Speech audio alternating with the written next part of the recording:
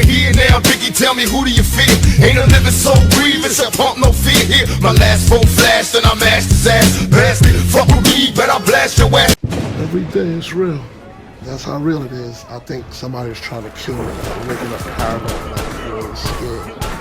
Just paranoid. East Coast dawn in the house. Let's talk about some of the stuff you've been through. You know, you in LA, we gotta confront every issue, you know what I'm saying?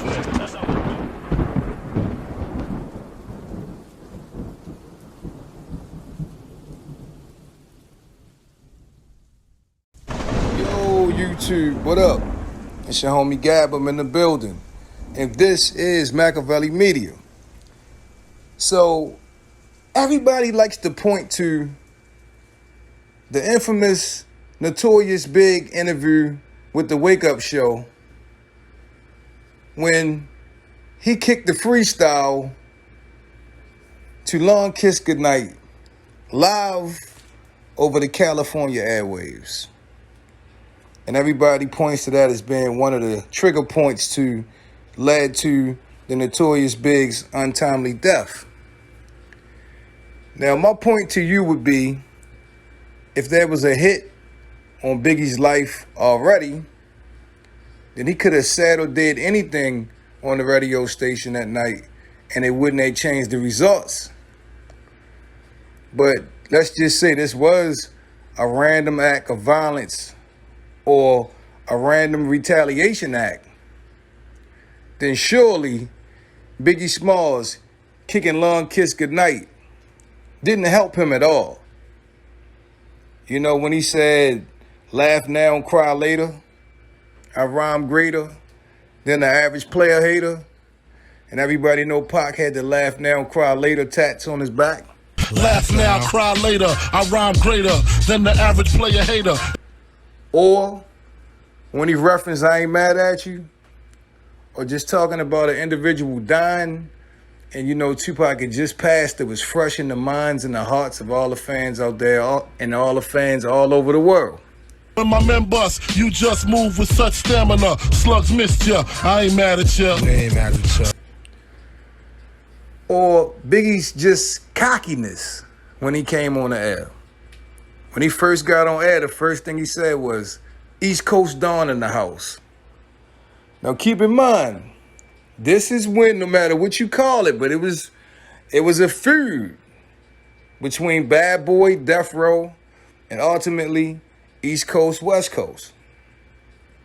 Biggie's in California, right after Tupac dies, saying the East Coast dawn is in the house. East Coast dawn in the house. That was for his peeps back in Brooklyn, back in New York. That was for them to say, yeah, Biggie representing, son. Big representing, yeah. I guarantee you, that was the mind of a 24-year-old Christopher Wallace. If Biggie had lived, how old would he be now? What, 50, 51? I guarantee you the 50-year-old Christopher Wallace don't say that in California in the height of all this bullshit. He would have been real humble. He would have did shit a lot differently. When you're older, you become wiser. When you become wiser, you make smarter choices. In my belief, it wasn't what Biggie rapped that could have possibly incited his murderer to take his life that night. It's what Biggie said during the course of this interview with the Wake Up Show, conducted by Sway, by the way. Saying if it's anything, he should have been happy for me more than anything else. Yeah. He was saying I sounded like him. That's bananas. Mm-hmm. Now, the Wake Up Show is the biggest show in California. Some people would say it's Big Boy's show. I'm sure they go back and forth with the viewership and the numbers. You know how I do. One moment somebody's hotter than the other one come up, and you know. But needless to say, it's a big radio show. Now, Sway is from Oakland, and he knew Tupac when Tupac was out in the Bay, and they had a good relationship, and he conducted Tupac's last interview. And Sway knows that the fans in California, the residents in California, the Californians, wanted him to ask Biggie the tough questions. So Sway kept it real. Sway held nothing back. He asked Biggie, yo, Tupac said y'all set him up when he got shot 5 times. What up with that? Yeah, Pac said that he was going to a studio to see you somewhere, and he felt like y'all set him up, man. And Biggie, real nonchalant, real brief, trying to keep it real. When keeping it real goes wrong, like Dave Chappelle's show said. He wasn't coming to see me. He was going to do a record for somebody else. I just happened to be upstairs. Yeah, that was just a misunderstanding. Wrong place, wrong time. Coincidence. Real vague. Real, I don't give a fuck. It's a coincidence, you know? Now, in journalism, I'm self-taught. I ain't been to nobody's school. I learned how to do interviews, taught myself, through repetitions. But in the line of journalism, we have something called the alley-oop. Now, in basketball, y'all know what an alley-oop is.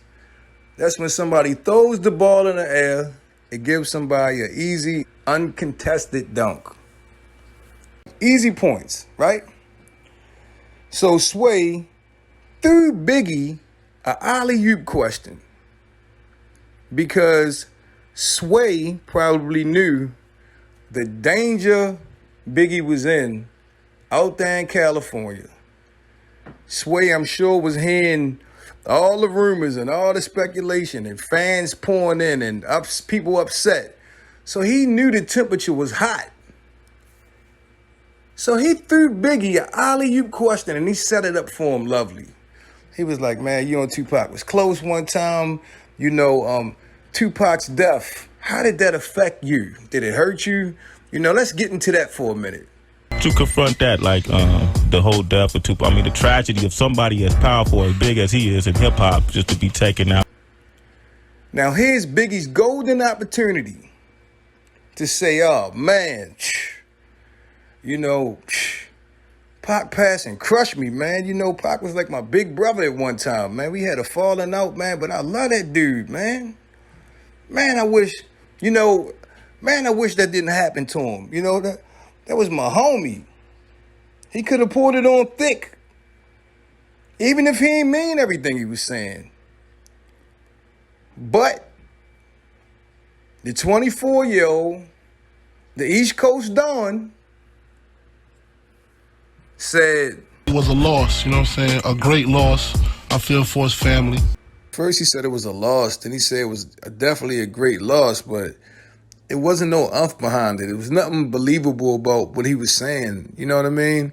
He didn't even go into detail. He should have broke down the history between him and Tupac to let people know, it is what it is. This was my dude at one time, you know what I mean? And I know they had to fall out, and I know that, Pac said he smashed Faith and all of that. But, once again, Big was done with Faith to let him tell it. But I know he was trying to, keep up his image, keep up his mafioso image and, his gangster image and Don image. But by all accounts, that wasn't Biggie. You know what I mean? And once again, with keeping it real goes bad. He was too cool for school. He was too cool in this interview, man. And, in my opinion, it didn't help him at all. He wasn't, he definitely wasn't out L.A. begging for approval or begging for forgiveness or, begging to be down. He was repping NY. He did. But at what cost, though? You had a family at this point. You feel me? I can't be the one to sit there and really just stress over somebody else. You know what I'm saying? At that time, I was going through my own problems. You know what I'm saying? I guess it was some kind of loss for hip-hop. I mean, I wasn't too concerned. I had my own stuff going on. No. No. You don't say that in this man's backyard with people already wanting to jump on your ass. They just want a reason. And Biggie gave them the ammunition by not being contrite, not being sympathetic, and not giving a fuck. You was busy with your own problems, huh? Okay. Well, you got a problem now. And people say, well, he was keeping it real. He didn't feel sorry for him. I don't give a fuck. Sometimes you got to save your own ass. Once again, Biggie would be, how old? 50, 51? I guarantee you, the 51-year-old Biggie been to slap the shit out the 24-year-old Biggie for saying that. I guarantee you, the 51-year-old Biggie, if he know what he know now, when Pac died, he would have reached out to Mr. Feeney. He would have helped pay for the funeral. He would have had his arm around her, taking pictures with her. Man, I ain't telling you what I think. I'm telling you what I know. Because he would know ultimately by not doing those things where it would get him. And that was killed. So in my opinion, like I said, if the setup was already arranged, it is what it is. But if Biggie incited his murderer to take his life that night, that was the part of the interview, along with the rap and along with the cockiness, but the lack of sympathy for Tupac is ultimately what did it. Tupac death, that would say Biggie set it up or Puffy set it up. Or you want to comment on people? I ain't that powerful. You know? Yeah. I hope you guys like this video. Stop playing with your boy, all right? Give me a thumbs up. Don't forget to sub to the channel. This is Machiavelli Media, and let's go. It's been a pleasure as always. I'm your homie Gab. I'm signing off. I'm about to hit y'all with the peace.